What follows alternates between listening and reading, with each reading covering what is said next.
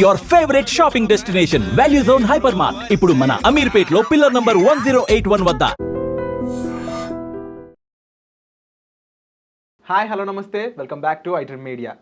ఇక వీసా గురించి మీకు న్యూస్ తెలియాలి అంటే మీకున్న ఏకైక అడ్రస్ అడ్వకేట్ పృథ్వీ గారు అని చెప్పొచ్చు.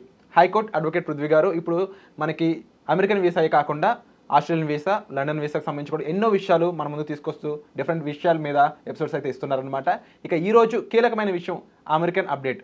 అదేంటి అంటే ఎవరైతే అమెరికా నుంచి ఇక్కడికి వచ్చి ఉంటారో H1B వాళ్ళు వితిన్ కొన్ని రోజుల్లోపు అమెరికాకి వెళ్ళకపోతే కంప్లీట్గా వాళ్ళ వీసా రద్దు అవ్వడం జరుగుతుంది. అంతేకాకుండా ఇకపై అమెరికా నుంచి ఎవరైనా సరే H1B వీసా వాళ్ళు ఇండియాకి కానీ తమ కంట్రీస్కి కానీ వచ్చి తిరిగి అమెరికా వెళ్ళాలనుకున్నట్లయితే ఆ కంపెనీ ఎవరైతే వాళ్ళు పనిచేస్తున్న కంపెనీ ఉందో ఆ కంపెనీ అమెరికన్ గవర్నమెంట్కి ఒక సెటిన్ అమౌంట్ చెల్లించాలి. ఇలాంటి కొత్త కొత్త అప్డేట్లు తీసుకొస్తున్నారు. వీటిపై పూర్తి అవగాహన అనేది మనకు సార్ ఇవ్వబోతున్నారు. ఎపిసోడ్ చివరి వరకు చూడండి.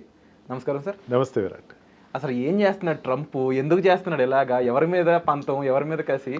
ఏమన్నా అడుగుతుంటే నా దేశ ప్రజలకి నష్టం చేస్తున్నారు బయట కంట్రీ వాళ్ళు అంటున్నాడు. మళ్ళీ ఏమనంటే బయట కంట్రీ వాళ్ళ వల్ల నా దేశం డెవలప్ అవుతుంది, ఒక్కొక్కసారి అవ్వట్లేదు అంటున్నాడు. ఇక లేటెస్ట్ అప్డేట్ ఏదో 85 లక్షలు కట్టాలంటున్నాడు కంపెనీలు.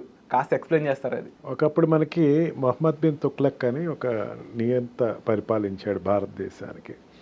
అతను ఒకేసారి 3 చోట్ల క్యాపిటల్ సిటీ మార్చాడు. ఒక చోట ఇవాళ ఇది నచ్చలేదు, ఇక్కడ పరిస్థితులు బాగోలేదు, మళ్ళీ ఇంకో చోట, మళ్ళీ ఆఖరి ఢిల్లీకి తీసుకెళ్ళటం జరిగింది.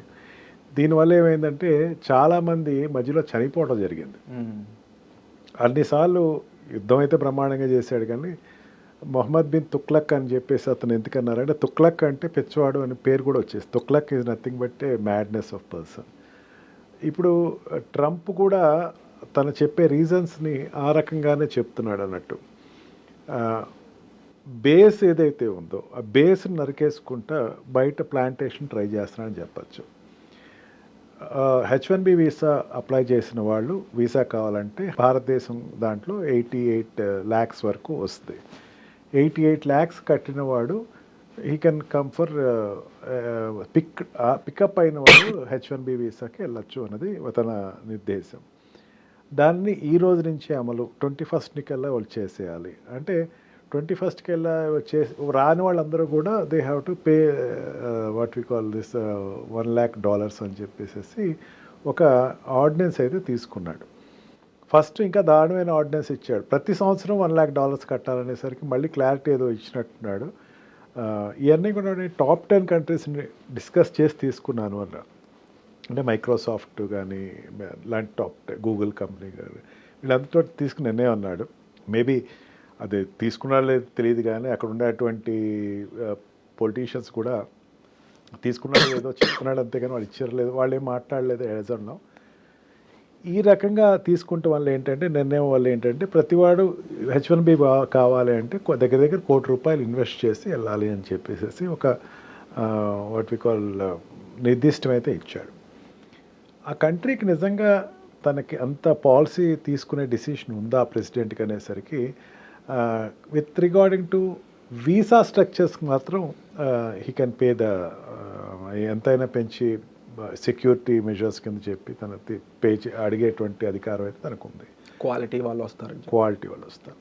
బట్ స్టిల్ ఇది హైకోర్టులో ఏమైనా ఛాలెంజ్ అవుతుందా, అక్కడ ఉండేటువంటి ఫెడరల్ కోర్ట్స్లో ఏమైనా ఛాలెంజ్ అవుతుందా అంటే let us wait and see. And policy కూడా there is no clear policy అనేది ఎక్కడ ఇంకా స్పష్టత అయితే లేదు. చాలా వార్నింగ్ ఇస్తున్నట్టుంది, అల్టిమేటం. బట్ విరాట్ ఇంకో రకంగా చూసుకుంటే that what I have discussed with one or two of my friends in abroad also. స్టూడెంట్స్కి ఇది అడ్వాంటేజ్. ఏ రకంగా అంటారు? దీన్ని ఏం చేశాడు, అక్కడ ఉండేటువంటి వాళ్ళకి ఇంప్లిమెంట్ చేయాలి, అబ్రాడ్లో ఉండే వాళ్ళకి ఇంప్లిమెంట్ చేశాడు. ఆల్రెడీ మనం చాలాసార్లు ఓపీటీస్ గురించి మాట్లాడుకున్నాం. ఓపీటీలో అక్కడున్న వాళ్ళు మామూలు సిటిజన్స్ తోటి కలిపి వాళ్ళకి వీసాలు ఈ ఛార్జెస్ పే చేయక్కల. H1B వీసా వాళ్ళకి ఈజీగా వస్తుంది. టాప్ కంపెనీస్ కన్విన్స్ చేసింది అక్కడ ఉండేటువంటి స్టూడెంట్స్ ఎనర్జీస్ మీరు క్యాల్కులేట్ చేసాడేమో అనుకుంటున్నారు. అంటే ఇప్పుడు స్టూడెంట్ వీసా మీద వెళ్ళిన వాళ్ళకి అడ్వాంటేజ్ ఫ్యూచర్లో బాగుంటుందని చెప్పచ్చు. ఓపీటీలోకి వచ్చిన తర్వాత కాంపిటేటర్ ఎవరు అవుతారు? అవుట్ సైడ్ నుంచి వచ్చేవాడే కాంపిటేటర్ అవుతాడు, బయట కంట్రీ నుంచి వచ్చేవాడు. ఇప్పుడు ఆ కాంపిటీషన్ తగ్గిపోట్లా.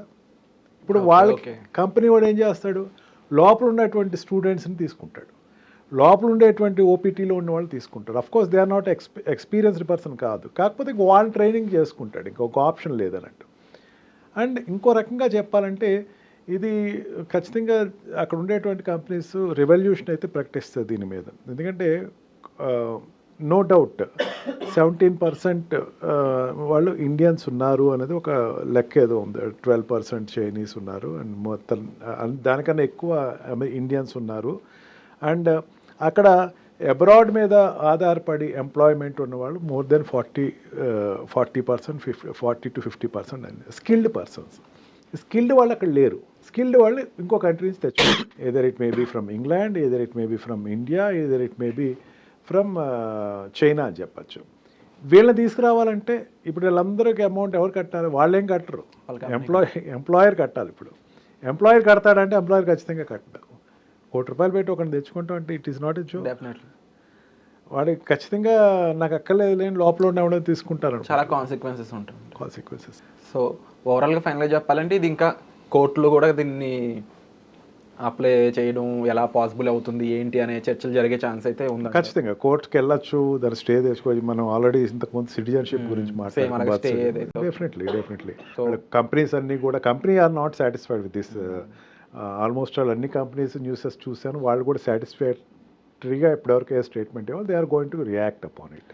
డెఫినెట్లీ ఇప్పుడు వరకు అయితే ట్రంప్ పాస్ చేసే ఈ జడ్జిమెంట్స్ కంటే ఇలాంటి లాస్ కానీ విన్నప్పుడు ఇవన్నీ పాసింగ్ క్లౌడ్స్ అని అంటూ ఉన్నారు ఇప్పుడు వరకు. ఎందుకంటే ఆయన వేసే టారిఫ్లు ఎప్పుడు తగ్గించడం పెరుగుతూ ఉంటూ ఉంటాయి కాబట్టి. బట్ ఇది ఏమవుతుంది అనేది అయితే వేచి చూడాలి. అండ్ చూస్తున్న అమెరికన్ ఆడియన్స్ అయి ఉండొచ్చు, ఇండియన్ ఆడియన్స్ అయి ఉండొచ్చు, స్టూడెంట్స్ అయి ఉండొచ్చు. మీ అభిప్రాయం ఏంటనేది కామెంట్ సెక్షన్లో మెన్షన్ చేయండి. మీకు ఏమైనా డౌట్ ఉంటే సార్ని సంప్రదించవచ్చు.